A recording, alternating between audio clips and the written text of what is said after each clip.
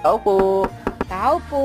Yan ang madalas nating marinig kapag kumakatok na sa ating mga pintuan ang mga Jehovah's Witnesses. Gaano nga ba kahalaga sa kanila ang gawain ito at nagbabalik bahay-bahay na sila? Makakakwentuhan po natin ang kanilang regional spokesman ng mga Jehovah's Witnesses dito po sa Metro Manila. Walang iba kundi si Ginoong Normito June Zapata. Hi Mr. Zapata, welcome back. Kumusta kayo?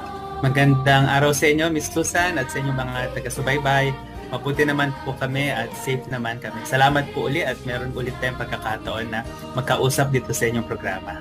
Nang mag-lockdown ang buong daigdig dahil sa pandemya, agad din pong inihinto ng mga Jehovah's Witnesses yung kanilang pagbabahay-bahay. Bakit po ninyo ibinabalik ang gawain ito at kailan opisyal itong pinasimulang muli? Noong 2020 nga, natatandaan natin nung nagkaroon po ng pandemic, inihinto itong door-to-door ministry dahil po sa government regulation.